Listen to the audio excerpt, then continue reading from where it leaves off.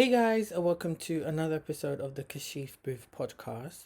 Today we're going to be talking about the color purple. Is it a flop? And were Margot Robbie and Greta Gerwig really snubbed at the 2024 Oscars? I've seen a lot of conversations about the underperformance of the color purple, and it's annoying me. The reason why it's annoying me is because people are spreading misinformation and are not speaking accurately on the box office numbers. What people are seeing and basing the box office numbers of are the domestic box office numbers, which covers the US and Canada.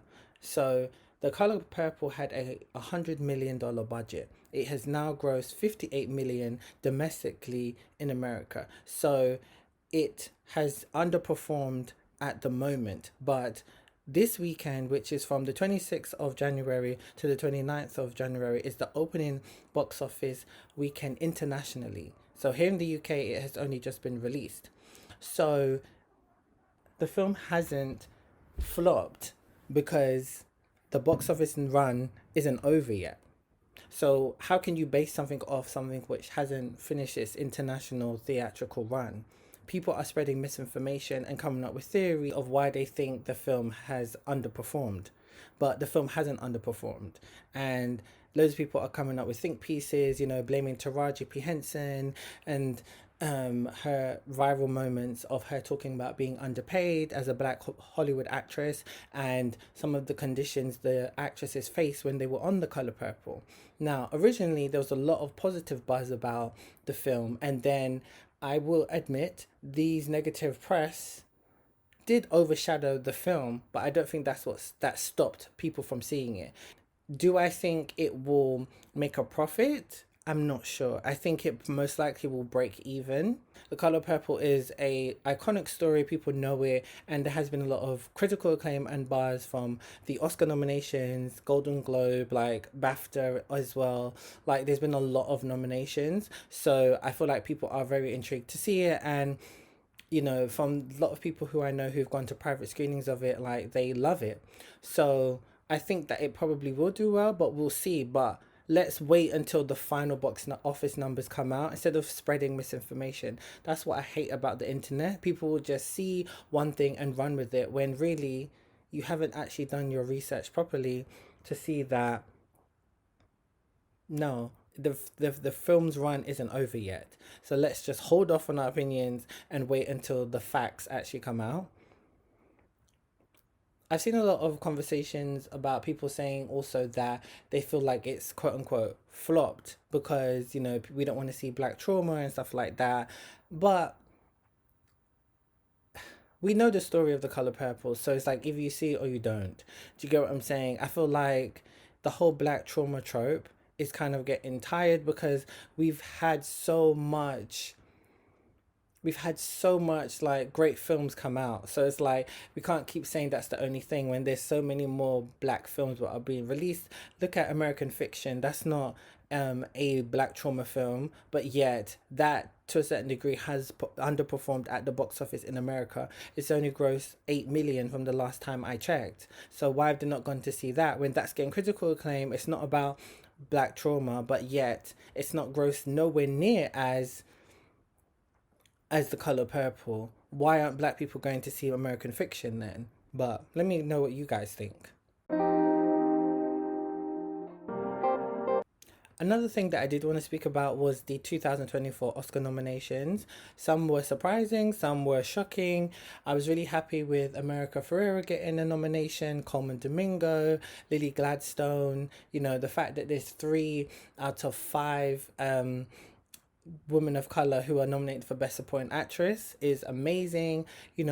American Fiction got a lot of nominations. Like I was really happy to see some of the diversity what came out of these nominations, especially Jeffrey Wright and Sterling K. Brown. Like amazing. Daniel Brooks. Like it's so great to see these people get nominated for their work. But if you've been following the media the past week, there's been a lot of discourse about that Margot Robbie and Greta Gerwig were snubbed. Margot Robbie was snubbed for not getting a nomination for Best Actress, and Greta Gerwig was snubbed for not getting Best Director nomination. So I feel like the outrage is selective, and it is selective outrage because there has been so much to celebrate in terms of these nominations, especially all of the women of color. You know, Coleman Domingo getting nominated and being the first openly gay Afro Latino man to be nominated for Best Actor is amazing. You know, America Ferrera, a Latina woman, Lily Gladstone, the first Native American to be nominated for Best Actress. Like, there's so much to celebrate, and it feels very performative because there's outrage about Ryan Gosling getting a nomination, and they're trying to spin it that, you know, it's ironic that a film that's about female empowerment and feminism, you know, they've nominated the man for his performance, but arguably Ryan Gosling deserves that nomination because he really was the kind of breakout star, like the most funny yes person in the film, so he really does deserve that nomination. I think there's some weight to Greta not being nominated because Barbie was the highest grossing film of 2023, and it did make 1.4 billion at the box office. So I can understand that, and the fact that there was only one female director nominated is not right. There should have been a lot more, especially the director of Past Life. So I can understand that, but it's not outrage, it's not snub. You know, yes, Barbie got a lot of critical acclaim, but the reaction from the general public was mixed. And I'm not talking about the anti woke people because they'll hate anything, but it was mixed. So when it came to the voters, I'm sure they were like, I'm not too sure. You know what I'm saying? And there was a lot more films what were about feminism which were better. You know, yes, it may not have garnered the same level of success, but you know, you're just going by what's popular, when really what's not popular tends to be sometimes the better films in some cases. And the reason why I say the outrage is selective is because, you know, none of these women are championing all of the women who were nominated, all of the women of color who were nominated, you know. And this is why people sometimes have an issue with white feminism, because it tends to only speak about white women issues and not black women, Latina women, Asian women. You know, there's so many people to be uplifted for, and this is what you're crying about. You know, like, come on. Like, they weren't snubbed. You know, Margot and Greta are still nominated for Best Picture because they're producers on the film. So they are still nominated, and Barbie did garner 8 Oscar nominations anyway. You know, so it's just too selective, and you know, there's so much to be spoken about, and this is what you're focusing on. And it's so interesting when the media wants to push a certain narrative to their audience, and it's like, come on, like, let's stop this. This is not a snub, you know. I can see to a certain degree why you would say Greta deserves it because she did direct the highest grossing film of 2023. I can kind of understand that, but the Margot Robbie one, it's like, okay, fine. But the fact that another woman in the film who is a Latina woman was nominated, that should be getting equally as much coverage. But let me know what you guys think. Do you think Greta and Margot were snubbed?